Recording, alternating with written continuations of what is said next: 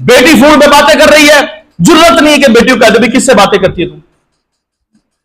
اور بیٹی نے لباس ایسا پہنا ہوا ہے، خود باپ کو شرم آ رہی ہوتی ہے کہ کیسا لباس پہنا، بھائی کو شرم آ رہی ہوتی ہے، بھائی کو شرم آ رہی ہوتی ہے.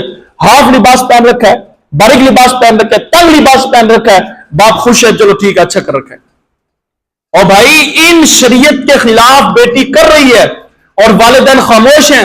میں شریعت سنا رہا ہوں، آپ علیہ السلام کی حدیث سنا رہا ہوں، اپنے قصے کہانیاں نہیں. اگر میری بات ہو میرے منہ پہ مار دو. نبی علیہ السلام کا فرمان ہے دیوس آدمی جنت کے اندر نہیں جائے گا. اس کو پتا ہے میری بیٹی بے حیائی پھیلا رہی ہے، اس کو پتا ہے میری بیوی بے حیائی پھیلا رہی ہے.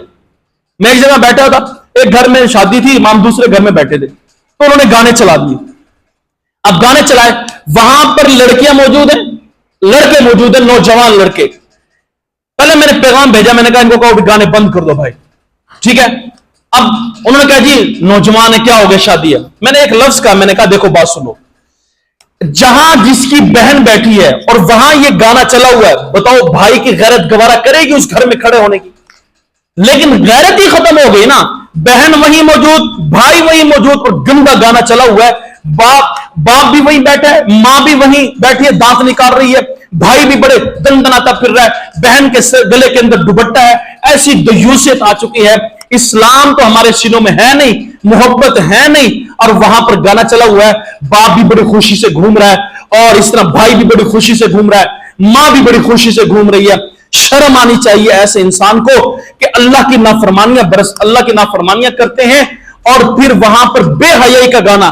ان کے لفظ سن کر دیکھو، ایسے گندے گندے الفاظ گانے کے اندر آتے ہیں. باپ بڑے خوشی سے بیٹھا ہوتا ہے، بھائی وہیں موجود، بہنیں وہاں موجود، انسان کی غیرت گوارا کرتی ہے. تو آپ علیہ السلام نے فرمایا دیوس جنت میں نہیں جائے گا. اور تیسرا آدمی جس نے اپنے والدین کو ستایا، نافرمان، آپ علیہ السلام نے فرمایا ایسا آدمی جنت کے اندر نہیں جائے گا، جنت میں نہیں جائے گا. تو میرے عزیزوں، میں نے پچھلے جمعۃ المبارک پر والدین کے بارے میں عرض کیا، کوئی اپنی قصے کہانی نہیں سنائی.